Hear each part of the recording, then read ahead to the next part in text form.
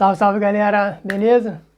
Então vamos continuar hoje contando um pouquinho da minha história com a carne, né? No primeiro vídeo eu contei ali como é que eu voltei a comer carne depois de 9 anos de vegetarianismo. Depois, num outro vídeo seguinte, eu falei como eu fui ressignificando a minha relação com as frutas também. Percebi que aquela relação exagerada com as frutas não estava me fazendo tão bem.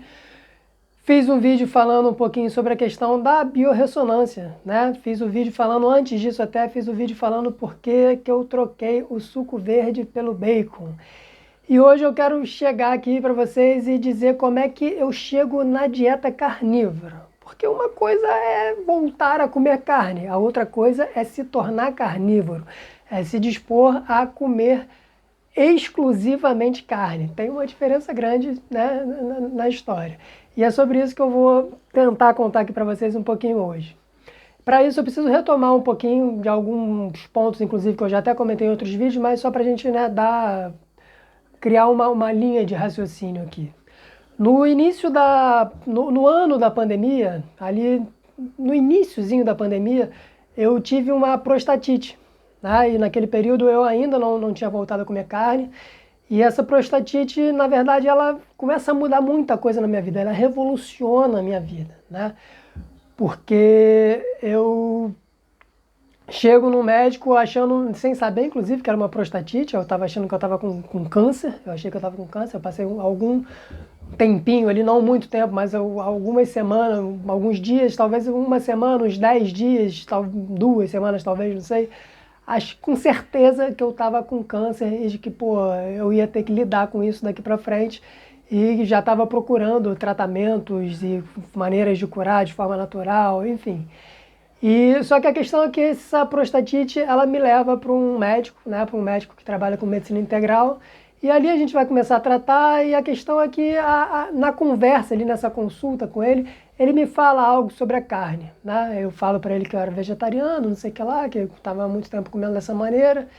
E aí ele solta, assim, em algum momento da conversa. Os médicos, eles tendem pelo menos os médicos que eu conheço, né, a não interferir muito na questão da dieta. Assim, é muito difícil, sei lá, se você é vegetariano, você chega no médico, dificilmente, pelo menos os médicos que eu tive acesso, ele vai falar para você deixar de ser vegetariano, ainda que ele pense isso, ainda que ele pense que o vegetarianismo não é um bom caminho, ainda que, sei lá, que ele ache que o melhor não é a ser seguido, não é isso, porque ele sabe que as pessoas chegam lá com muitas crenças, né? Com várias crenças, às vezes crenças que são até ideológicas, muitas vezes religiosas até em relação à comida. Então eu acredito que na cabeça do médico o que ele deve pensar é, não adianta eu chegar muito forte, né? Eu preciso tentar lidar com aquilo que eu tenho acessível nessa pessoa. E aí, no meio da conversa, ele solta uma ideia, que é a ideia de que ele fala, a dieta vegetariana até seria aplicável num outro contexto de vida. É uma pessoa que vive uma vida totalmente integrada à natureza, no campo, com água de qualidade, sem essa poluição toda que a gente vive na cidade.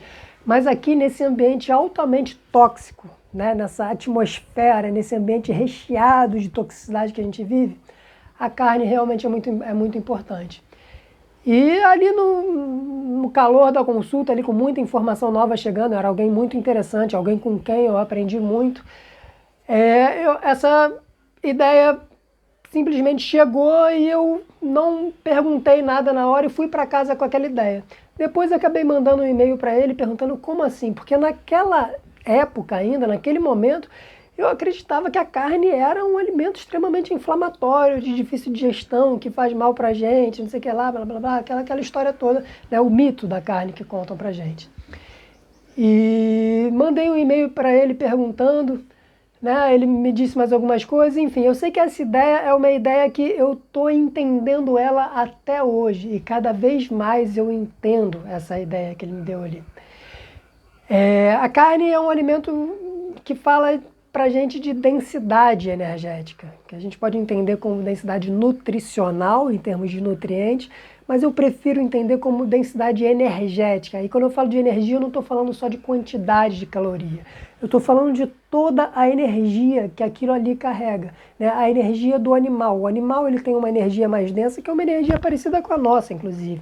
Esse mundo aqui que a gente vive é um mundo de energias densas, e quanto mais tranqueira a gente precisa lidar nesse mundo, de mais densidade a gente precisa para enfrentar essas tranqueiras.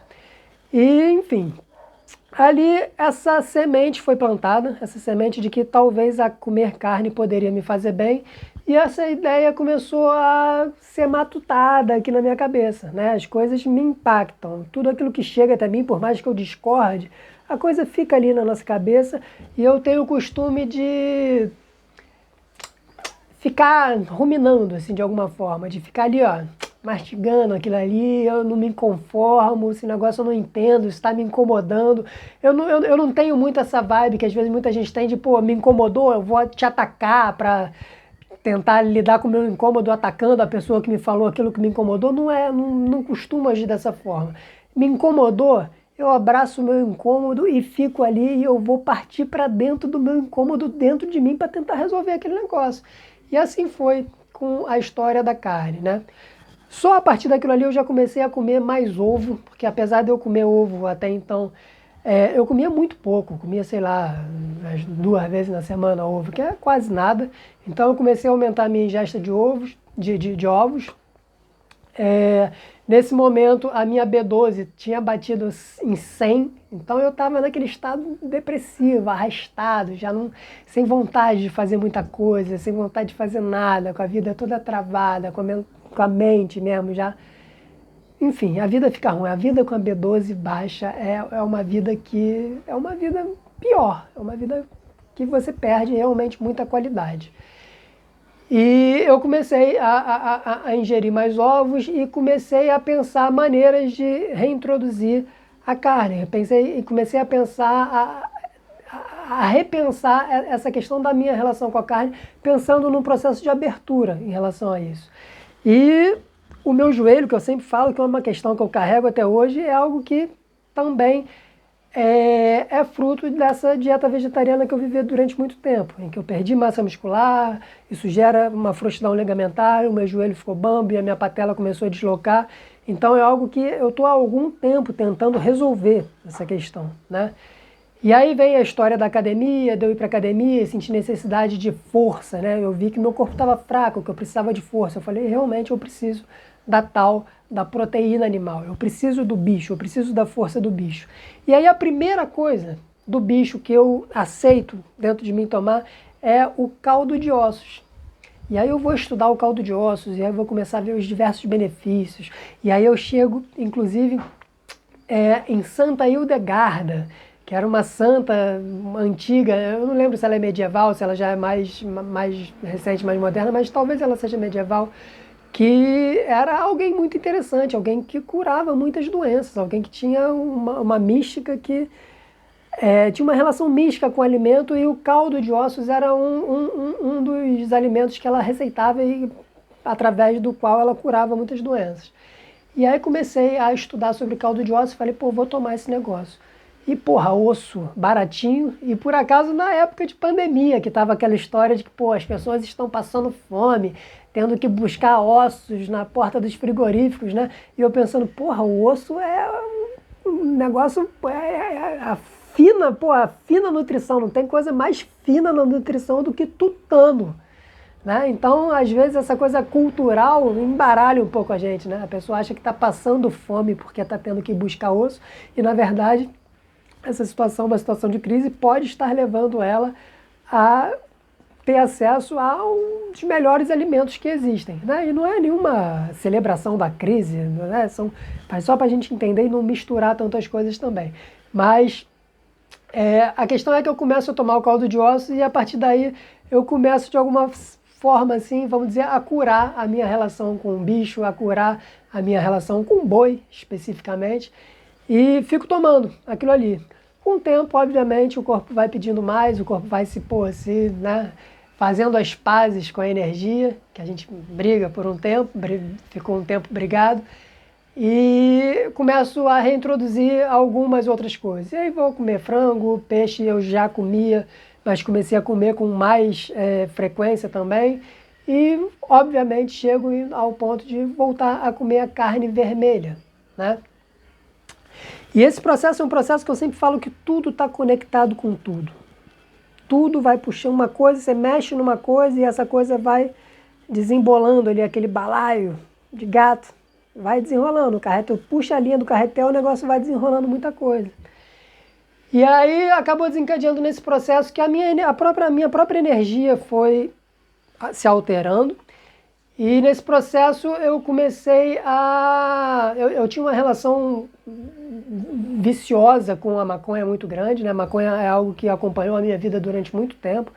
Várias fases de fumar muito, aí parava algum tempo também, ficava um tempo sem fumar e aí voltava. E sempre nessa coisa muito maconheiro, né? Fumando muito. E eu já tinha percebido, já tinha fumado o suficiente para perceber que a maconha prejudicava a minha vida, né? Em termos existenciais mesmo, assim. A maconha para mim significava a zona de conforto, aquele lugar em que eu encontrava de eu ficar tranquilo, que eu podia não fazer as coisas que eu sabia que eu precisava fazer e eu ficava tranquilo com isso. A maconha me deixava tranquilo num lugar que não era para eu estar tranquilo. Era para eu estar buscando, correndo atrás de várias coisas, querendo... Era para eu estar realizando as coisas que eu queria realizar. E eu acabava deixando de realizar as coisas que eu mesmo queria realizar. E aquilo ali chegou um tempo que se tornou uma prisão mesmo, uma angústia muito forte foi se criando dentro de mim. E eu falei, eu preciso parar. Eu simplesmente preciso parar. Só que durante muito tempo foi difícil, assim, né? Eu comentei já em outro vídeo que eu percebi que essa dieta vegetariana que eu segui durante 9 anos, ela não deixou só o meu corpo frágil, ela fragilizou inclusive a minha vontade.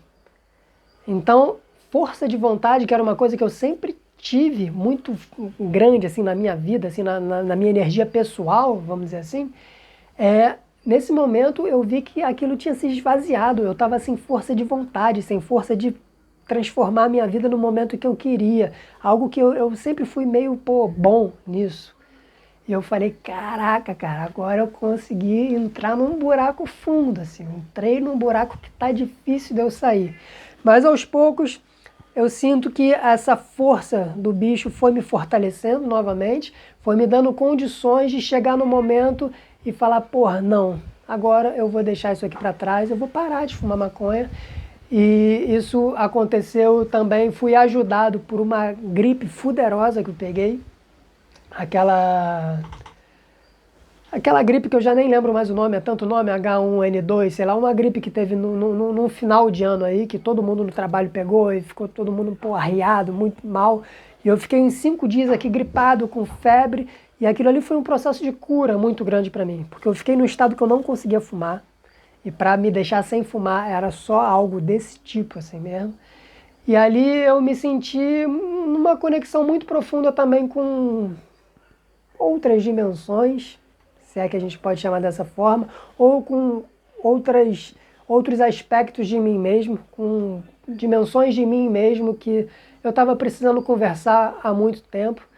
E ali eu fui de alguma forma conversando com esse meu poder curador. Fui conversando, falando, eu quero parar, eu preciso parar, e agora não é só questão de precisar, eu quero, me ajuda aqui, vamos lá, vamos conseguir fazer isso junto, eu vou aproveitar que eu estou esses 5 dias aqui sem fumar e eu simplesmente não vou voltar, né, naquele diálogo ali, e eu sinto, de alguma forma eu sentia que aquilo ali já veio meio mandado assim também, e eu falei, dessa vez eu estou começando a me sentir mais forte, mais apto a tomar esse passo, né, a tomar essa atitude e seguir o meu caminho, que é o caminho que eu quero viver sem ficar dependendo de uma opção de coisa. E parei de fumar. Só que quando eu paro de fumar, tem uma outra questão surge. Eu deixo de lado um problema, só que surge um outro problema, que é o problema do sono. Porque a maconha, além de estar realizada a essa zona de conforto que eu falei para vocês, ela estava muito conectada também com a questão de dormir. Durante muitos anos eu não dormia sem fumar maconha. Então, cerebralmente, isso cria um gatilho muito forte, assim, que é a ideia de que você só pode dormir depois que fumar um baseado. E começou a ficar muito difícil para dormir sem fumar. né? Então eu tinha crises de insônia terríveis, e aquilo ali, né, quem já teve insônia ou tem, sabe que ficar sem dormir é um inferno. A tua vida realmente fica numa vibe assim bem infernal, porque você está sempre cansado, você está de mau humor, a vida você está com raiva porque você não dorme e aquilo vai te sugando, te sugando, te sugando, fala, meu Deus do céu. E aí eu comecei a tentar resolver isso de outras formas, com alguns suplementos. Comprei GABA, né, o ácido gama-aminobutírico, que é um neurotransmissor que tem essa função de relaxamento do nosso sistema nervoso. E enquanto o glutamato aciona, né, deixa a gente mais ligado, o GABA ele dá uma relaxada no nosso sistema nervoso. E comecei a tomar GABA para dormir, durante algum tempo funcionou, embora acordasse meio ressacado, assim, meio um pouco zoado, não era um negócio tão limpo, mas daqui a pouco já começou a não funcionar tanto, tinha que tomar mais, e aí depois disso eu descubro o Phenibut, que é um GABA, é uma espécie de um GABA, só que ele atravessa com mais facilidade a barreira hematoencefálica, então ele vai mais fácil para o cérebro, e mesma coisa, no início funcionou muito bem, depois você já começa a ter que tomar mais, e chegou no ponto que eu já estava tendo que tomar muito, já estava misturando os dois, e não estava dando mais. E o sono, se antes a questão na vida era parar de fumar maconha, né, resolvi a questão, só que troquei um problema pelo outro. Agora a questão é, porra, eu preciso dormir, eu preciso resolver isso. E aí que eu começo a pensar, né? A começar a chamar a atenção mais uma vez sobre a questão da dieta. Porque nesse tempo todo eu estava, como eu comentei para vocês também em outros vídeos, eu discutia muito assim internamente comigo, eu brigava, eu lutava, eu resistia muito à questão da dieta low carb, cetogênica, né? A restrição de carboidrato. A questão de entender o carboidrato como um problema na alimentação. Eu sempre falava, o problema não é o carboidrato, o problema é o carboidrato refinado, o problema é a qualidade do carboidrato. E eu continuo entendendo que sim, isso é uma verdade, o problema da qualidade do carboidrato é muito maior do que o problema do carboidrato em si, só que eu acabei descobrindo que no meu caso, como eu consumia altos volumes de carboidrato na forma de fruta e de raízes e de grãos durante muito tempo, eu percebi que também, mesmo os carboidratos que eu achava saudáveis, no volume que eu consumia, estava me fazendo mal. E eu comecei a analisar isso e a perceber e a olhar para o carboidrato, a olhar para o efeito do carboidrato no corpo, e perceber que o efeito do carboidrato do corpo, como eu falo com vocês lá no vídeo sobre as frutas, ele é um efeito muito parecido com o efeito de qualquer droga. Porque a droga ela produz picos no seu organismo. Só que a questão do carboidrato, esse pico é um pico hormonal. E aí você vai observando, eu fiquei observando, eu falei, cara, eu tô nesse joguinho de pico, de sobe e desce, de montanha-russa a minha vida inteira, eu troco um por outro. E quando eu acho que eu me livrei de um, eu não me livrei na verdade, eu troco, eu vou compensar em outro lugar. E eu falei, eu preciso resolver isso, pelo amor de Deus, eu preciso resolver essa história na minha vida, né? E eu resolvi tentar, porque eu estava num estágio de desespero tão grande em relação a essa questão do sono, que eu falei, caraca, cara, se for isso que está acabando com o meu sono, pô, eu estou disposto a abrir mão do carboidrato, que é algo que eu amo, fruta, o sabor doce, não é só o doce no sentido de comer um doce açucarado da padaria, um sonho cheio de açúcar, não é isso. Mas o sabor doce é algo que me agrada na vida, eu sinto prazer no sabor doce. E eu pensei, pô, não, cara, eu tô num sofrimento tão grande com essa história de não dormir, que eu, cheguei num ponto que eu tô moído ao ponto de falar, não, cara, se eu conseguir dormir, eu tô disposto a trocar até esse prazer do sabor doce por uma noite de sono que me regenere. E aí que eu começo a fazer a experiência de restringir o volume de carboidrato que eu tô comendo. E aí que eu vejo assim, o quanto aquilo ali no meu corpo tinha a função de droga. Porque não é fácil. Porque você começa a ver o quanto você é um cracudo do carboidrato. Tu vai na cozinha toda hora, tu quer beliscar um negocinho, tu quer comer uma bananinha, tu quer uma frutinha e tá sempre ali querendo um docinho na boca. E fui restringindo, fiz um processo de desparasitação que certamente me ajudou muito, porque os parasitas adoram essa coisa do doce, eles vivem à base do açúcar. Então, muitas vezes, o desejo de doce não é nem nosso, mas é dos parasitas que habitam o nosso corpo, que eles estão conduzindo a nossa vida, né? Fazendo a gente comer aquilo que às vezes a gente nem quer comer tanto assim, são eles que estão ali no controle do nosso corpo. E aí, depois desse processo de desparasitação, eu vi que a coisa melhorou, que eu comecei a ter mais controle sobre o meu consumo de carboidrato, e aí fui restringindo cada vez mais, e restringindo, por um lado, cada vez mais o meu consumo de carboidrato, e me abrindo cada vez mais a ouvir a galera das dietas cetogênicas, ouvindo muito a galera da dieta carnívora. E aí foi muito interessante nesse momento o contato com o pessoal do Bate-Papo Carnívoro, que é uma galera muito maneira que eu recomendo para todo mundo assistir, a Alessandra e o Cobra. E talvez por eles não serem profissionais da área da saúde, isso tenha sido para mim um ponto muito positivo, porque eu tenho, apesar de eu estar caminhando na área da saúde, eu estou cursando nutrição e quero me tornar um profissional da saúde, eu tenho um certo bloqueio com o profissional da saúde. Posso, né, ser honesto aqui com vocês, porque na maior parte das vezes, muitas vezes, eu não sei se na maior parte, mas muitas vezes os profissionais da saúde eles estão muito perdidos, eles estão tão perdidos quanto as pessoas que eles estão tentando ajudar, e é muito marketing, é muita historinha, é muita informação não vivida, né? É muita informação absorvida de livro, de artigo científico, uma relação muito muito pouco viva com o conhecimento, e isso sempre me incomodou muito. Então eu tenho sempre um pé um pouco atrás assim com o pessoal da saúde, com o nutricionista, com o médico, embora respeite vários, embora me amarre em vários, mas no geral tem esse bloqueiozinho assim já natural.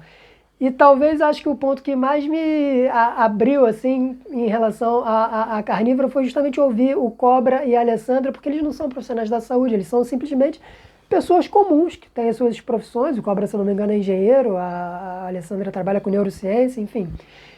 Mas pessoas que viveram uma experiência com a dieta carnívora. A Alessandra se curou de fibromialgia, que é uma doença crônica assim, absurda, que deixa a pessoa sentindo dores no corpo, dores generalizadas no corpo o dia inteiro.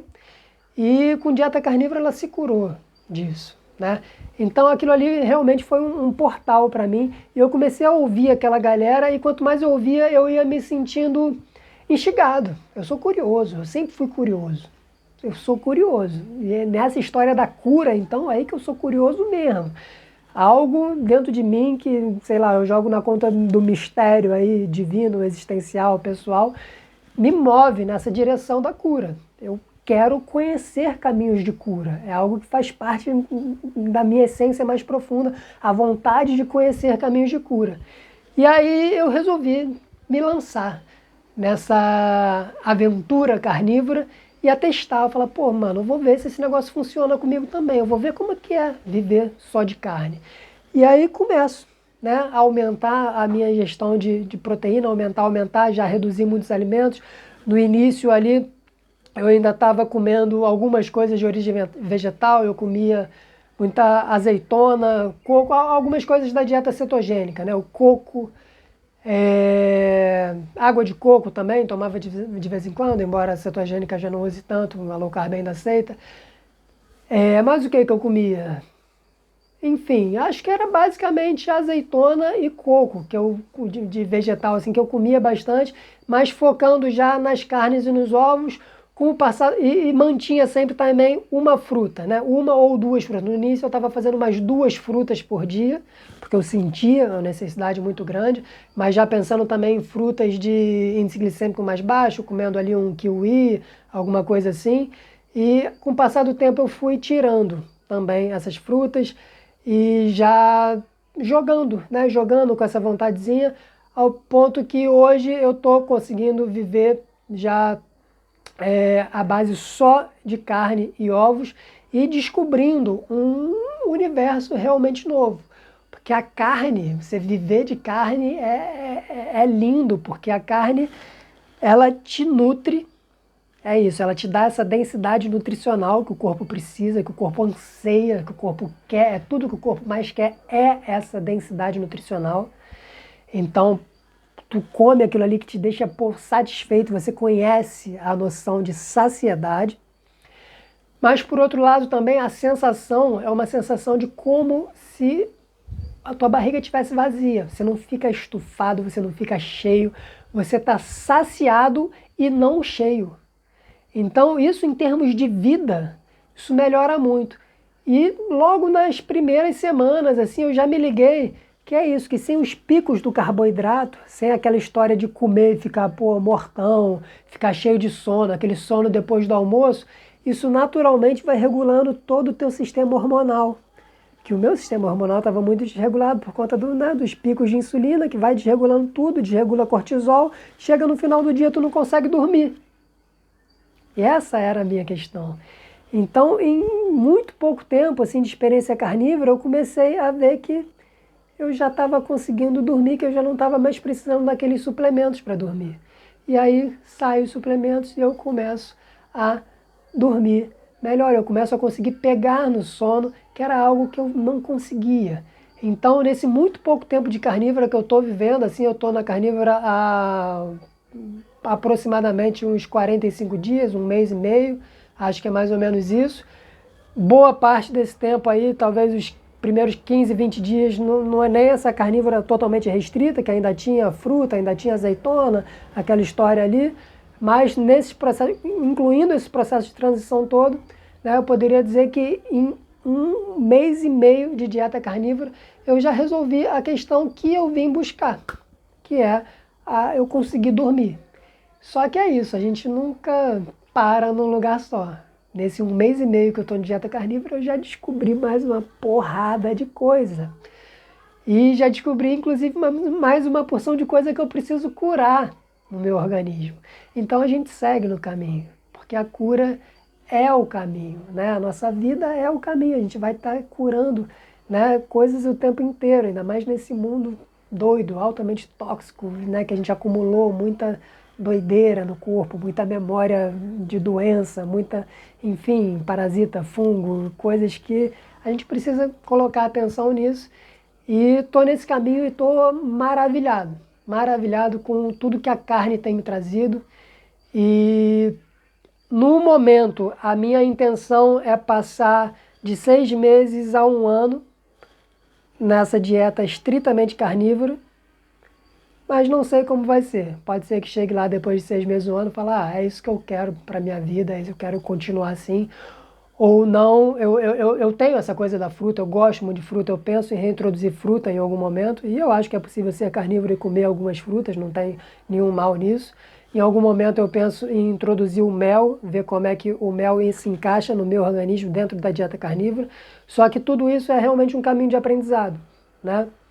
Porque a questão é ver como esses outros elementos, esses outros alimentos, eles vão interagir em sinergia, como é que vai ser a combinação deles no meu organismo. Porque são alimentos que eu sei que são bons para mim, isoladamente. Só que, como eu falei lá no vídeo da biorressonância, eu preciso descobrir ainda como é que se dá a sinergia deles no meu organismo depois que eu tiver restaurado tudo que eu tiver que restaurar, tudo que eu quero restaurar, meu intestino. Eu preciso restaurar a minha saúde intestinal que foi destruída pelo consumo de grão, que foi destruída pelo consumo de planta. Eu preciso resolver isso aqui primeiro. E já está caminhando e estou muito feliz, assim, muito grato à carne, muito grato ao boi, que briguei com o boi durante muito tempo, mas me perdoa boi, me perdoa carne e estamos aí. Estamos aí, me perdoa principalmente o corpo, né? Eu me perdoo por ter criado essa cisão em mim durante muito tempo, mas como sempre falo, tudo é caminho de aprendizagem e o importante é isso, a gente está aberto para aprender. Tranquilidade? Então, já falei até demais e o recado é esse, a história é essa e tenho certeza que ainda virão muitas outras histórias de cura advindas dessa relação com a carne. Beijo no coração de vocês.